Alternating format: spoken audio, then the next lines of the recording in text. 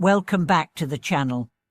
Have you ever wondered why some people seem to attract both material success and deep insight, as if an unseen force guides their steps? Have you noticed that genuine acts of generosity often coincide with unexpected flashes of clarity? Today we explore how invoking Samantabhadra Bodhisattva universal virtue unlocks a unique synergy of prosperity and wisdom, and reveal the two essential principles behind this transformative blessing: the power of heartfelt vows and the awakening of our own innate virtue through compassionate action.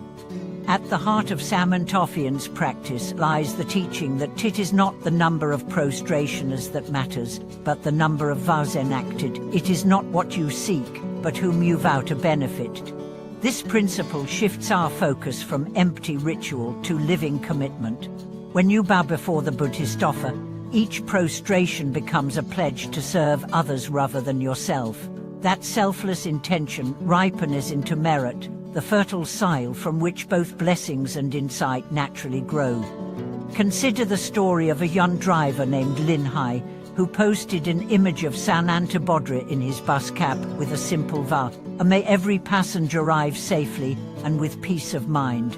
Each dawn he reiterated this dedication over months. His route gained a reputation for calm and kindness. Elderly riders spoke of the soothing presence they felt, and word spread until the bus line became known as the community's warmest journeyed.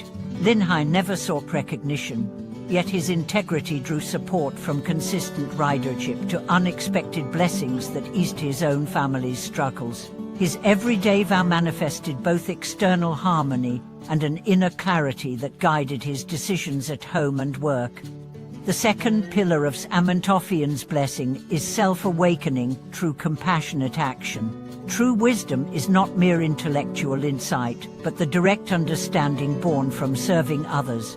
A middle-aged entrepreneur once found his company teetering on bankruptcy. Instead of focusing solely on financial rescue plans, he spent early mornings at a local temple, bowing to Samantabhadra and reciting the 10 great vows, dedicating each aspiration to his employees' well-being.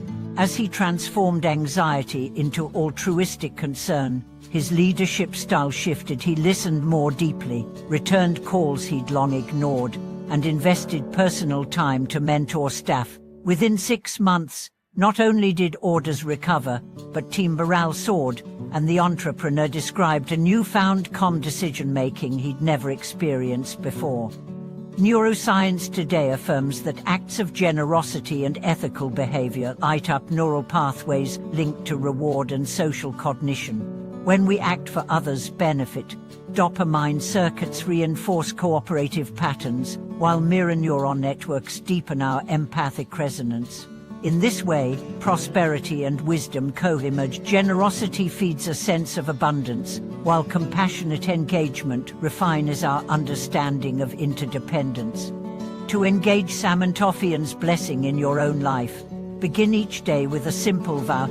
Offer your first waking thought to the welfare of others, silently promising a small act of kindness. Midday, revisit that vow through a brief moment of mindful prostration or a heartfelt recitation of Namo Samantabhadra Bodhisattva. Conclude your evening by dedicating any merit to the relief of suffering in your community. Through this cycle of action dedication, you plant seeds of both, and over time, you'll notice challenges yield to creative solutions, relationships deepen, and a subtle yet profound clarity permeates your choices. Continuing our journey into Samantabhadra's realm of blessing and wisdom, we discover that the Bodhisattva's vow pulses through the fabric of everyday life, turning ordinary moments into gateways of transformative grace. In the highlands of southwestern China, a humble herbalist named Qigong experienced this firsthand. Each dawn, she would kneel beside a carved wooden statue of Samantabhadra in her mountain hut and silently vow to share her remedies with anyone in need, regardless of payment.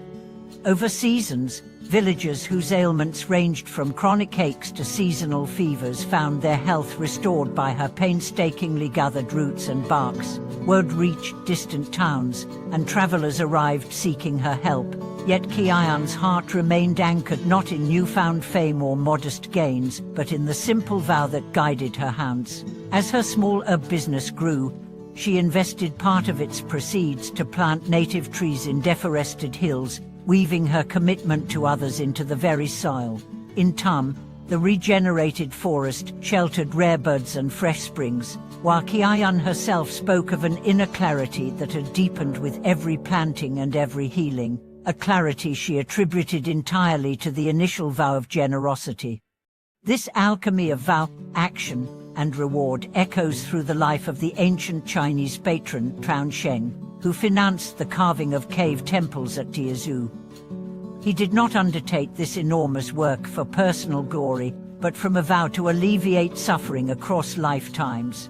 As chisels rang off stone and murals bloomed in color, Tuansheng experienced challenges, disputes among artisans, floods that washed away foundations, shortages of provisions, but his unwavering intention guided solutions. He negotiated peacefully with rival sponsors, routed streams to protect new excavations, and shared meals with laborers so that each worker felt honored rather than exploited. Centuries later, the carvings stand as a testament to how heartfelt vow, lived through compassionate action, can outlast empires and invite awe in every generation. Scholars note that the aesthetic harmony of the sculptures reflects not just artistic skill, but the unity of purpose that Samantabhadra's practice cultivate as a unity that ripples outward in riparian curves and uplifted hands carved in stone.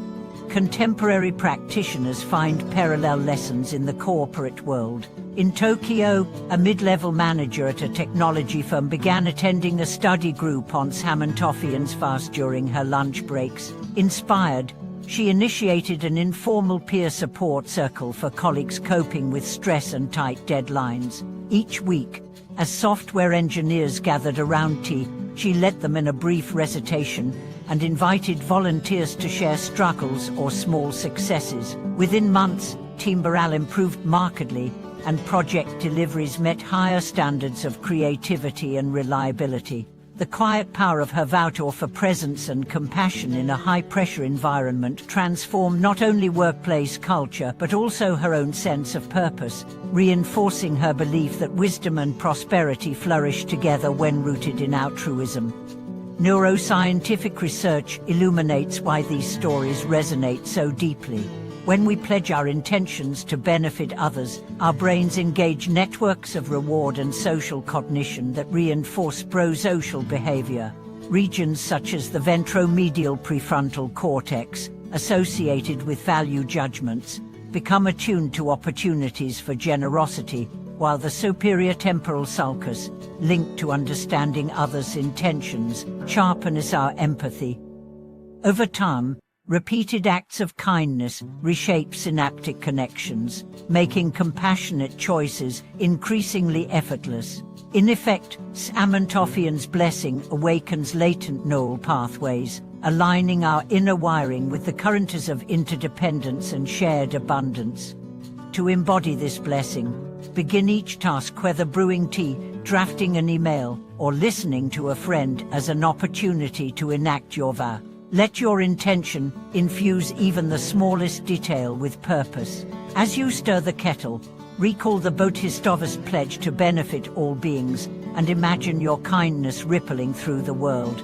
When a difficult decision arises, remember that wisdom blooms in the soil of selfless service, guiding you toward options that uplift rather than isolate.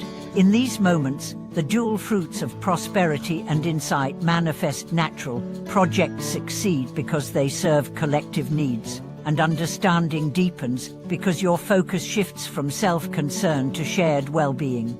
By weaving Samantabhadra's vow into every breath and gesture, you transform the ordinary into the sacred. Your life becomes a living shrine in which prosperity is measured not only by material gain, but by the depth of your compassion, and wisdom shines not from solitary contemplation, but from acts of genuine kindness. In this seamless dance of vow, action, and dedication, you discover that true prosperity and profound insight are not distant goals, but the ever-present gifts of a heart aligned with universal virtue. Thank you for watching this video.